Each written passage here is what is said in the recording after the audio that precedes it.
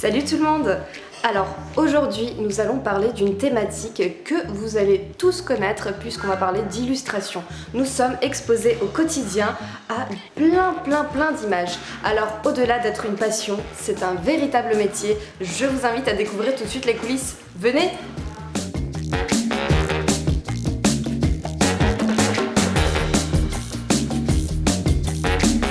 Bonjour Julie. Bonjour. Alors tu es illustratrice. Comment est-ce que tu peux présenter ta passion? Concrètement, je fais des dessins. Actuellement, ça se traduit par des gens qui viennent me proposer un projet. Donc souvent, très souvent, c'est parce qu'ils veulent un cadeau.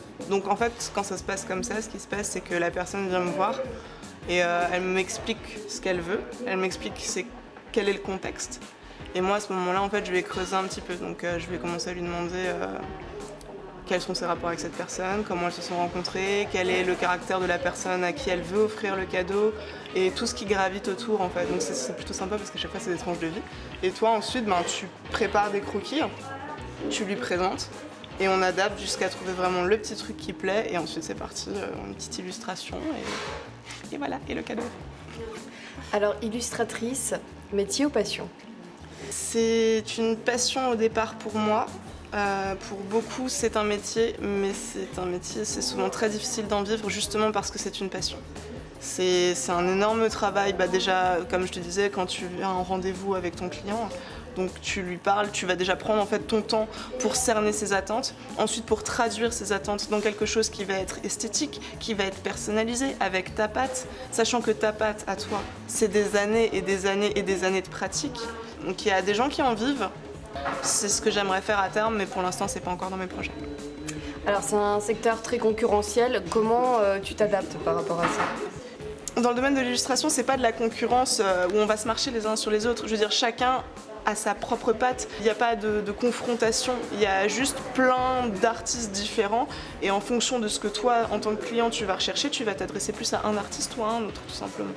Alors justement, comment est-ce que tu définirais ton style?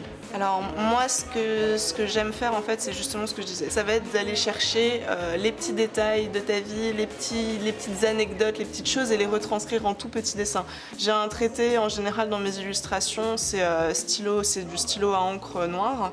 Donc ça va être du noir et blanc les 3/4 du temps et ça va être un trait assez fin, je vais pas avoir des gros aplats en général, ça va être de la trame, donc la trame en fait c'est de l'ombre mais faite avec des hachures plus ou moins espacées pour faire une ombre plus ou moins claire. Et dans mes portraits, c'est quelque chose qui a évolué, maintenant c'est pareil, je travaille plus au stylo ou même au stylo bire pour des traités plus bruts en fait, donc moi ça va être plus ça mon style. Alors, au-delà de t'inspirer des traits de personnalité des personnes qui vont te contacter, est-ce que tu as des sources d'inspiration, des artistes, des styles, des sites que tu suis? Des tonnes. En fait, quand t'es illustrateur, quand t'es portraitiste, quand tu es dans un domaine artistique en général, je veux dire même pour la photo, pour toutes ces choses-là, tu t'inspires forcément de quelque chose et de plein de gens. Mais oui, moi je vais m'inspirer de Boulet, je vais m'inspirer de Maliki, je vais m'inspirer de qui encore? Il y a une artiste qui s'appelle Lia Despa qui fait de la peinture qui est juste incroyable. Mais il y en a des tonnes et Instagram pour ça c'est un média qui est juste, c'est un réseau qui est génial en fait. Voilà. Quel est ton plus grand rêve aujourd'hui? Pour l'instant, mon plus grand rêve, il est un peu compliqué, il n'est pas vraiment en rapport avec l'illustration, c'est de partir en Nouvelle-Zélande. Idéalement, un jour, j'aimerais pouvoir vivre de ma passion, justement. D'abord, je veux faire ce voyage et un jour, peut-être, me lancer en tant qu'illustratrice, portraitiste et même artiste. Donc vraiment vendre juste mes dessins. Eh bien, en tout cas, c'est tout le mal qu'on te souhaite. Un beau voyage et plein d'illustrations qui nous fassent rêver, nous transportent. On va mettre toutes tes petites infos en bas de la page et on te dit à bientôt.